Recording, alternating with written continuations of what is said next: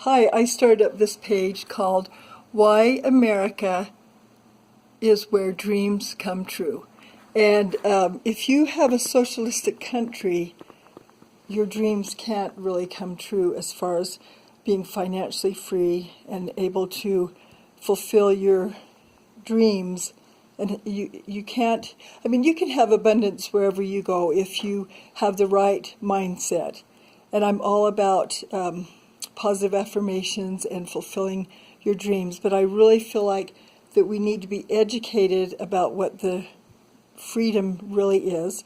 And I've got some books here, The Great Abominable Church of the Devil. This is one that I've really gone through, and it's looking old. Here's a new one. I just wanted to show the new one and the old one. I don't know why, but I just wanted to show it. And then here's Awake to Our Awful Situation by Jack Manette.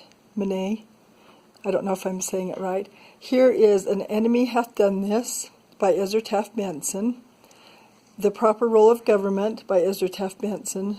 And then here's another one, The Proper Role of Government and the Improper Role of Government by Ezra Taft Benson and H. Verlin Anderson. And here is Many Are Called but Few Are Chosen.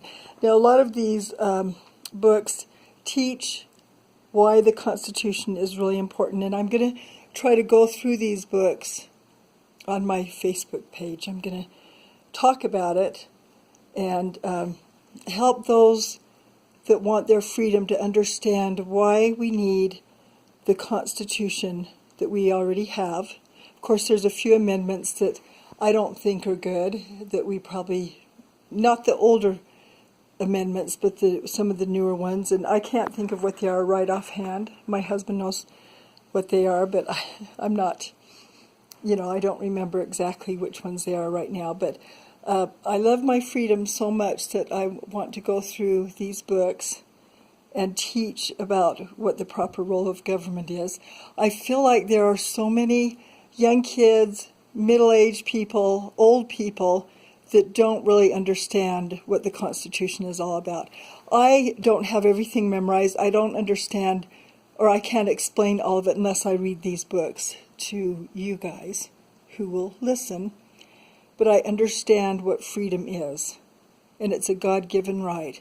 And if we have a lot of atheists in our country, they're not going to believe what I'm teaching, but I'm hoping that I can share some of these books and help those of you who love your freedom and want to keep freedom in America. We don't want to become a dictatorship, and we are not a democracy. We are turning into a democracy in some areas, and this is why we need to be educated what the proper role of government is. And there are too many people who do not understand the proper role of government. And there are people in Congress right now, when I watched the State of the Union, there were people who would not clap and stand for freedom for babies. And many of those people want socialism. They like welfare. Now, for me, I believe that we should be a country where the poor are able to find abundance and not held down by just getting handouts. I think that the way America began, people would come, immigrants would come poor, and they would find a way to become well off because the freedom of America makes it possible.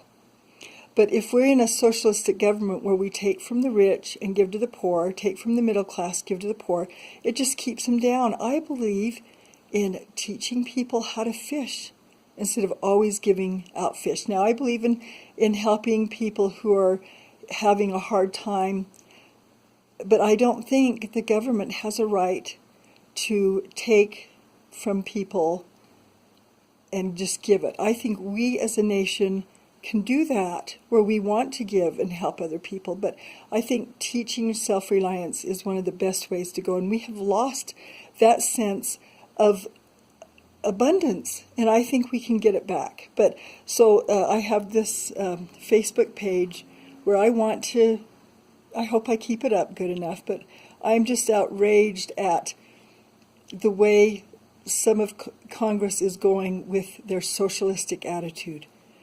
And socialism breaks down a country. A country cannot survive with socialism. It ends up falling. The whole structure will end up falling if we let our country become... We are socialistic already, but anyway, so I'm rambling on and on and on, but I have such a passion for my freedom, and I am watching what the leaders of our nation is doing, and I know some of it is socialistic, and I believe that the more we are educated about what the Constitution means, what freedom means. Here's a good example. If we're living in a neighborhood and one neighbor has 5 cars and one has no cars, we as a neighborhood have no right to go to the guy with 5 cars and say, you have to give one of your cars up to the other neighbor. We have no right to do that, and that is what welfare is.